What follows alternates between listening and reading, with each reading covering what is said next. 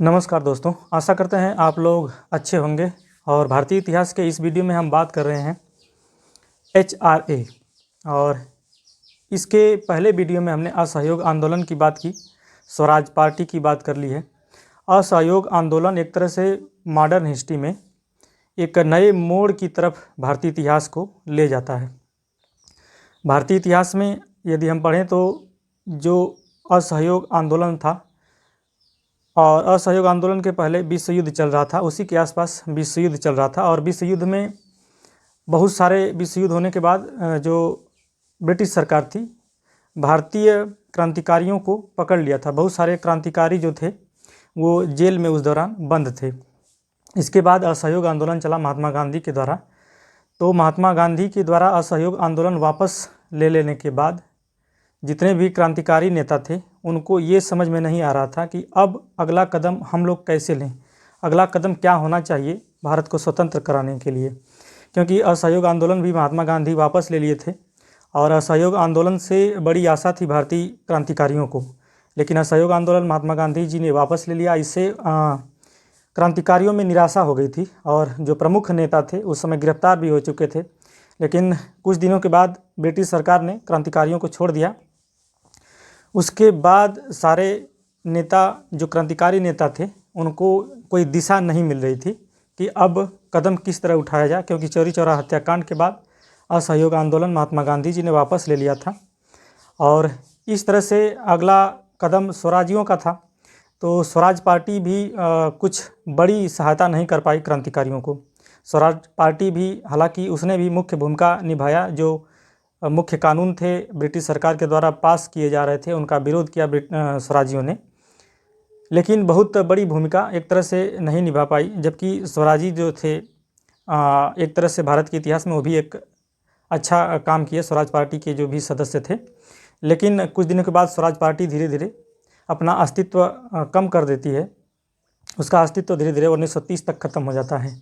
उसके बाद जितने भी क्रांतिकारी थे उनके समझ में नहीं आ रहा था कि अब किस दिशा में कदम उठाया जाए भारत को स्वतंत्र कराने के लिए।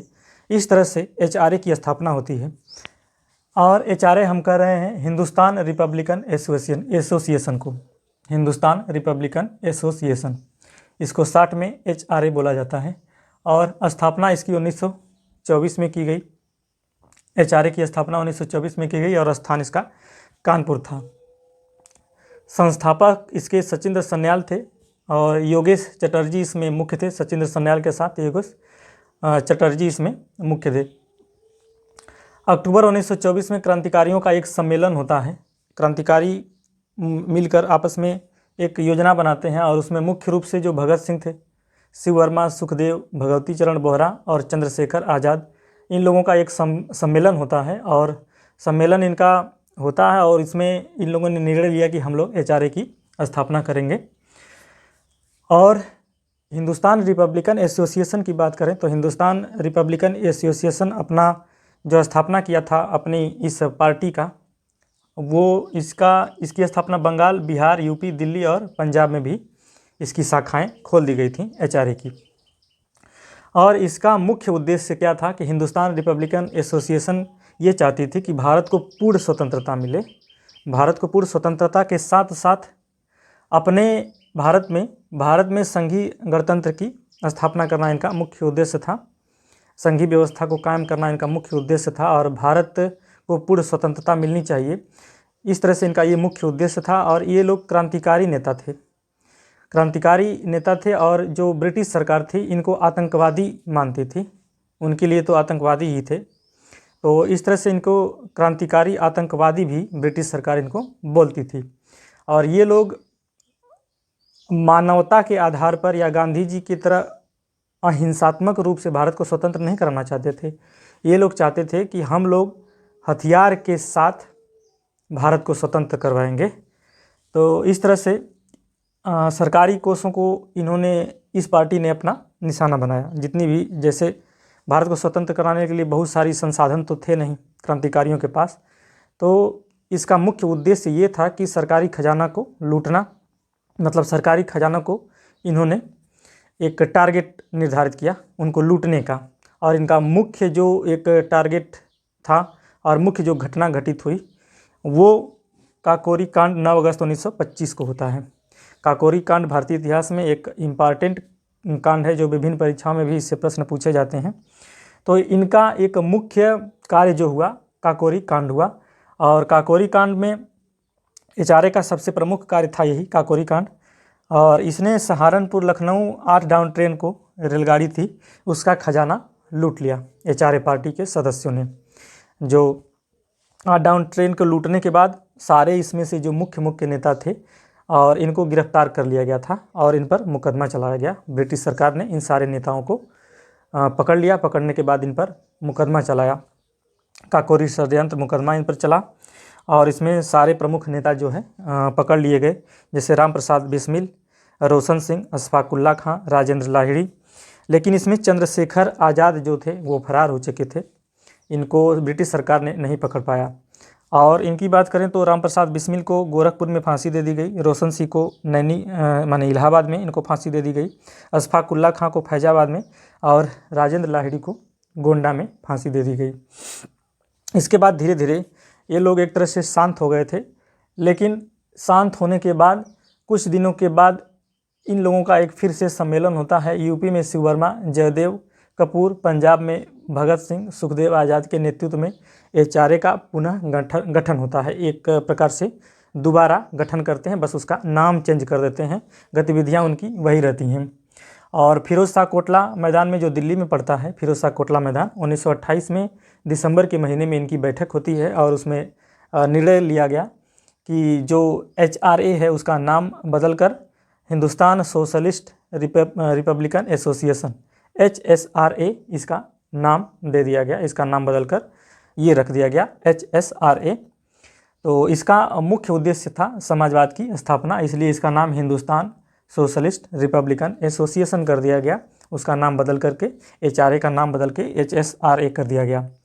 और इसके बाद 1928 में लाहौर में साइमन कमीशन आता है। अच्छा, इन गतिविधियों के बाद ये आतंकवादी, क्रांतिकारी आतंकवादी जिसको भी ब्रिटिश सरकार मानती थी, वो एक तरह से शांत हो गए थे।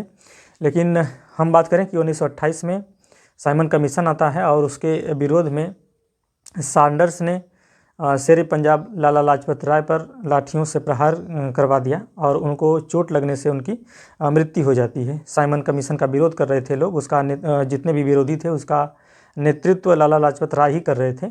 और सैंडर्स ने इन सारे विरोध प्रदर्शनियों को जो कर रहे थे उन पर लाठी चार्ज करवा दिया गया और लाला लाजपत राय इसमें बुरी तरह से घायल हो चुके थे और उनकी इसमें मृत्यु हो जाती है 1928 में। और इसका बदला लेने के लिए सैंडर्स जो हत्या करते हैं 17 दिसंबर 1928 को, लाला लाजपत राय का बदला लेने के लिए सैंडर्स की हत्या कर दी जाती है। किसके द्वारा? भगत सिंह, आज़ाद और राजगुरु के द्वारा। इन लोगों ने सोच लिया कि हम बदला लेंगे लाला लाजपत राय की, तो इस तरह से सैंडर्स की हत्या कर देते हैं 27 दिसंबर 1928 को ये 3 लोग मिलकर, भगत सिंह, आज़ाद और राजगुरु। अच्छा, इसके बाद सारे नेताओं को पकड़कर जेल में डाल दिया जाता है और जेल में भी उनके साथ अमानवीय व्यवहार किया जाता है। ब्रिटिश सरकार के द्वारा उनको बुरी तरह से पीटा जाता है, ठीक से उनको जेल के अंदर भोजन भी नहीं मिलता था। तो इस तरह से उनका भी विरोध, जेल के अंदर थे जो भी ब्रिटिश सरकार के जेल में जो भी क्रांतिकारी थे, जेल के अंदर भी क्रांतिकारी ब्रिटिश सरकार का विरोध कर रहे थे कि हमारी बातों को माना जाए। और इसमें जतिन दास भूख हड़ताल पर बैठ जाते हैं, लेकिन सरकार उनकी कुछ नहीं सुनती है और 64 दिन के बाद जतिन दास की मृत्यु हो जाती है। और ये पहले शहीद थे, जतिन दास पहले शहीद थे। और 23 मार्च 1931 को भगत सिंह, राजगुरु और सुखदेव को भी फांसी पर चढ़ा दिया जाता है ब्रिटिश सरकार के द्वारा। इन पर भी मुकदमा चलाकर लाहौर षड्यंत्र का मुकदमा चलता है और 23 मार्च 1931 को इनको भी फांसी दे दी जाती है। और इसमें चंद्रशेखर आज़ाद नहीं पकड़े जाते हैं, वो फरार हो जाते हैं, लेकिन इनकी भी मृत्यु हो जाती है इलाहाबाद में एक पार्क में, जिसमें पुलिस के द्वारा और इनके बीच में मुठभेड़ होता है और चंद्रशेखर आज़ाद को गोली लग जाती है। फरवरी 1931 में ये भी शहीद हो जाते हैं। इस तरह से हमने देखा काकोरी कांड और कैसे स्थापना होती है एचआरए की और कैसे स्थापना होती है HSRA की। अगर हमारी वीडियो आपको अच्छी लगती है तो हमारी वीडियो को लाइक कीजिए तथा हमारे channel good education with Ajay को सब्सक्राइब कीजिए। और हमारी वीडियो का जो भी पार्ट या आपको अच्छा लगा हो तो कमेंट के माध्यम से बताइएगा ज़रूर। तब तक के लिए नमस्कार।